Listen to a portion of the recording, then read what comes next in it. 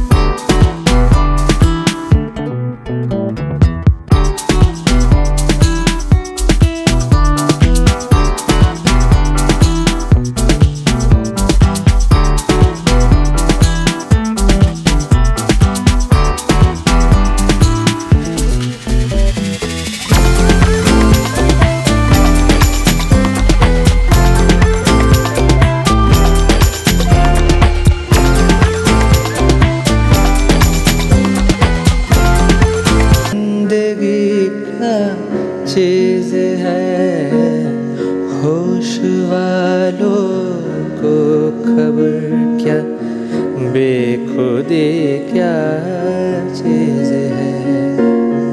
होश वालों को खबर क्या, बेखुदी क्या चीज है। ঘড়ির কাঁটা এখন 9:50। পৌঁছালাম কালিম্পং বাস স্ট্যান্ডে। আমার ঠিক ব্যাক সাইডে হচ্ছে কালিম্পং বাস স্ট্যান্ড। 2.5 ঘন্টা লাগলো কালিম্পং পৌঁছাতে। এখান থেকে যাব হচ্ছে লাভা, এখান থেকে লাভা যাব হচ্ছে শেয়ার ভেহিকেলে। কোথা থেকে কি বুকিং করলাম না করলাম, কত খরচ পড়ছে না পড়ছে, সমস্ত কিছু তোমাদেরকে বলবো। তার আগে ভীষণ খিদে পেয়েছে, একটু ব্রেকফাস্ট করে নিই।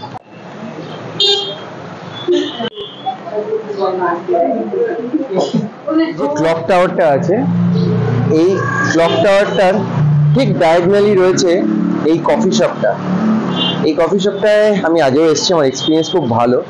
সঞ্জনার সাথে যখন বার্থডে সেলিব্রেট করতে, সঞ্জনার বার্থডে সেলিব্রেট করতে এসেছিলাম এই কফি শপে, তখন এই কফি শপে কফি আর বেকারি আইটেমস খেয়েছিলাম, তো ওই জন্য জানি আমি। তো দেখতেই পাচ্ছ বিভিন্ন ধরনের বেকারি আইটেমস আর কনফেকশনারিজ পাওয়া যায়, আর তার সাথে সাথে মোমো, পাস্তা সব রকম আইটেম রয়েছে। তো এখানে খেয়েছি আমি আগে, তো ওইখানেই এলাম, অর্ডার দিলাম, কি খাচ্ছি না খাচ্ছি দেখাচ্ছি। এখানে দেখতে পাচ্ছি অনেক রকমের বেভারেজের অপশন রয়েছে। I will have milk tea, কারণ চাটা খুব দরকার। অনেক রকমের চা রয়েছে, অনেক রকমের কফি রয়েছে, আর এখানে দেখো অনেক রকমের স্টার্টার রয়েছে, পাস্তা রয়েছে, মোমো রয়েছে। কালিম্পংয়ে ফুড কিন্তু একটু কস্টলি, আগেই বলে রাখছি। তো এখানে কনফেকশনারিজ রয়েছে, বেকারিজ অ্যান্ড কনফেকশনারিজ। চলে এসছে ব্রেকফাস্ট, দেখতে তো বেশ রাজকীয়ই লাগছে। এই যে আলাদা করে চিনি দিয়েছে, এখানে চায়ের টেক্সচারটাও বেশ ভালো দেখতে পাচ্ছ। স্যুপ দিয়েছে উপর দিয়ে, আচ্ছা ক্যারেট রয়েছে দেখতে পাচ্ছ, shredded carrot, onion, coriander leaves রয়েছে, আর মোমো দেখতে পাচ্ছ। 70 রুপিস দাম, 8 পিস রয়েছে, 70 রুপিস দাম, ভেজ মোমো। তো খাই, আগে মোমোটা একটু টেস্ট করে বলি। সাথে আর এরকম একটা চাটনি দিয়েছে,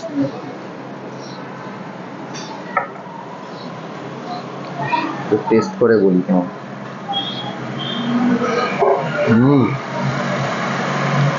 গরম গরম ধোয়া হচ্ছে, স্টাফিংটা খুব সুন্দর, খুব সুন্দর করে আগে সতে করেছে।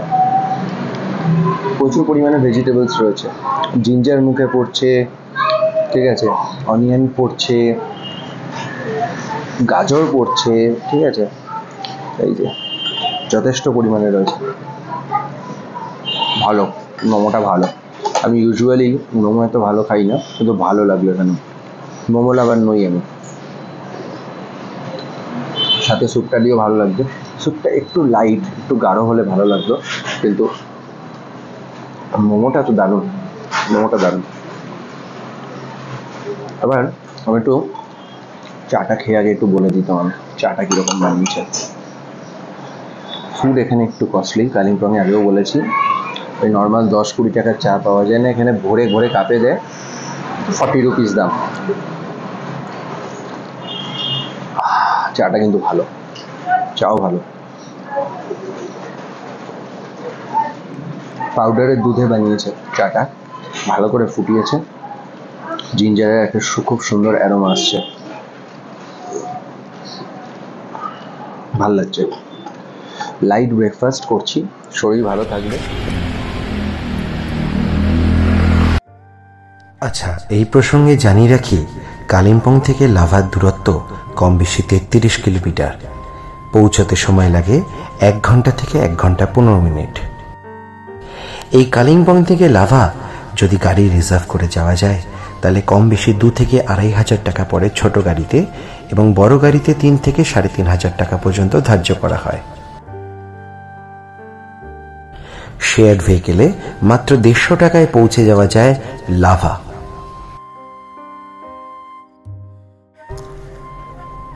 এই পথে তেমন কোলাহল নেই, যা আছে তা হল প্রকৃতির অপার সৌন্দর্য। এই 1 ঘন্টা পথ কিভাবে কেটে যাবে তা ধরতেও পারবে না। আবহাওয়া এখানে ক্ষণে ক্ষণে পরিবর্তিত হবে, কখনো এক রাশ মেঘের দল তোমাকে ঘিরে ধরবে, আবার কখনো রোদ ঝলমলে কাঞ্চনজঙ্ঘার রূপ তোমাকে মুগ্ধ করে তুলবে। লাভা যাওয়ার শেয়ার গাড়ি কালিম্পংয়ের পিসি মিত্তাল বাস স্ট্যান্ড থেকে দুপুর 2টো অবধি পাওয়া যায়। তাই আমি তোমাদেরকে বলবো হাতে একটু সময় নিয়ে বেলা 1টার মধ্যে এখানে পৌঁছে যেতে। পৌঁছে গেছি, এই যে দেখতে পাচ্ছ আমার হোমস্টে। তো বাঙালি হোমস্টে, দেখি ভাল লাগছে, মায়ের হেসেল লেখা আছে, ঠিক আছে। তো যাই হোক, যেখানে আমাকে নামিয়েছিল লাভা বাজার, ওখান থেকে জাস্ট 300 মিটার মতো, একদম সামনেই ছিল। এখন বেশ ঠান্ডা লাগছে, যাই ভেতরে যাই ঝটপট। চলো এবার ঝটপট তোমাদেরকে একটু রুম ট্যুর দিয়ে দিই। এটা একটা হোমস্টে এবং হোমস্টের কনসেপ্ট অনুযায়ী এখানে তোমরা আলাদা করে ডাইনিং রুম, ড্রয়িং রুম এবং বেডরুম পাবে। তোমরা চাইলে রুম সার্ভিস নিতে পারো, আবার চাইলে এই ডাইনিং হলে বসে টিভি দেখতে দেখতেও খাবার খেতে পারো। বাথরুম মোটামুটি পরিষ্কারই ছিল এবং সবচেয়ে আকর্ষণীয় হলো এখান থেকে এই ভিউ। পরিষ্কার দিনে এখান থেকে কাঞ্চনজঙ্ঘা এবং লাভা মনেস্ট্রির একটি অপূর্ব সুন্দর ভিউ তোমরা পাবে।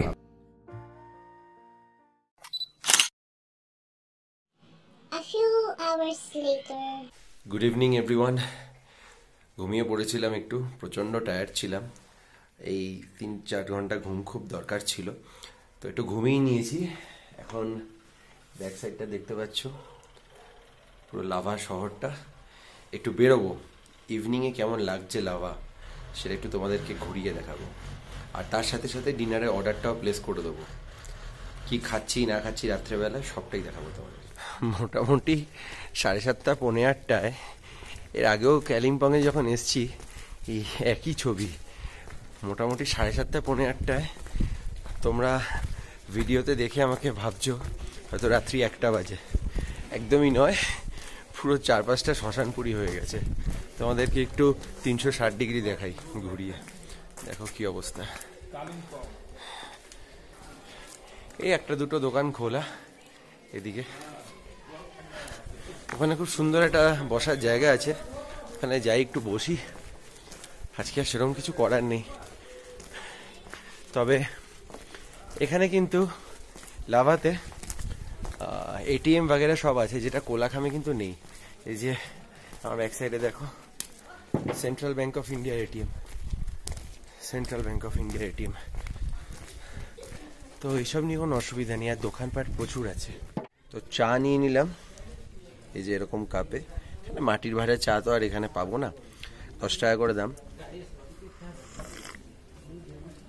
চাটা ভালো, চাটা ভালো। দেখলাম বানাতে আমুলের ওই টেট্রা প্যাকেট দুধগুলো দিয়ে চাটা বানাচ্ছে। খুব তাড়াতাড়ি ঠান্ডা হয়ে যাচ্ছে চাটা, বেশ ঠান্ডা লাগছে। যাই হোক, আমেজ করে একটু চাটা খাই। এখানে যে বসা জায়গাটা, যখন চ্যানেলে ভিডিও আসবে তোমরা দেখতে পাবে, অনেকটা উত্তরাখণ্ডের মুসৌরির মতো লাগছে আমার। তো মানে মিনি মুসৌরি বলা যেতে পারে। হ্যাঁ, মুসৌরিতে চারপাশে সিনিক বিউটি আরও বেশি, আরও বেশি। লাভার বিউটি হয়তো তোমরা দেখতে পাবে সকালবেলায়, সন্ধেবেলা এখন কিছুই দেখতে পাবে না, কারণ এখানে তাড়াতাড়ি সবাই শুয়ে পড়ে খেয়ে দে। তো যেই দোকান থেকে নিলাম সেই দোকানে একেবারে পাত্তারি গুটিয়ে দিচ্ছে এই সময়। তো চলো চাটা একটু খেয়ে নিই। A few moments later. মোটামুটি গোটা হোমস্টেতে আমি বোধহয় একাই আছি, কারণ আমি কোনো গেস্ট দেখতে পেলাম না এখনো পর্যন্ত হোমস্টেতে। তো খাবারের জন্য আমাকে জাস্ট কল করলো, আমি এখন ডাইনিং এরিয়াতে যাচ্ছি, ওখানেই খাওয়া দাওয়াটা করবো। কী কী খাচ্ছি না খাচ্ছি তোমাদেরকে সব ডিটেলসে দেখাবো। এখন মোটামুটি 10টা 15 বাজে। ওরা চেষ্টা করে 9টা থেকে 9:30-র মধ্যে ডিনার সার্ভ করে দিতে, বাট আমি বললাম যে অ্যাজ লেট অ্যাজ পসিবল যেন ডিনারটা দেয়, কারণ এত আর্লি ডিনার করার অভ্যাস নেই আমার। যারা রেগুলার ভিউয়ার, যারা আমাকে চেনে পার্সোনালি, তারা সবাই জানে এটা।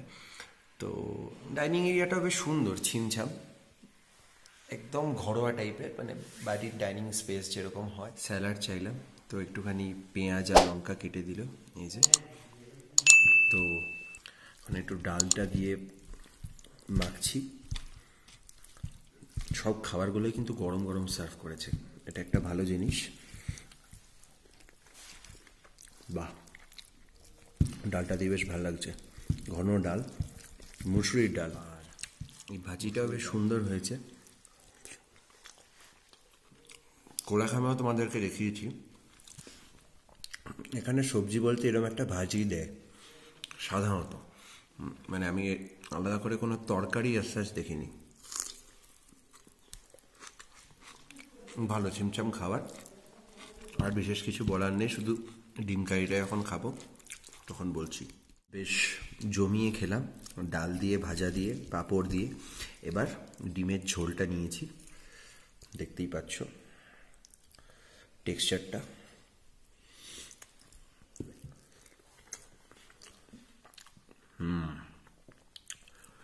ক্যাটারিংয়ে রান্নার টাইপের টেস্ট।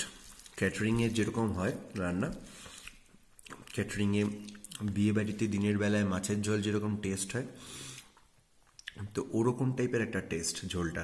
বেশ ভালো লাগছে, মশলা কষিয়েছে খুব ভালো, গরম মশলার একটা বেশ সুন্দর ফ্লেভার আছে, আবার at the same time over পাওয়ারও করেনি পেঁয়াজ রসুনের যে স্মেলটা।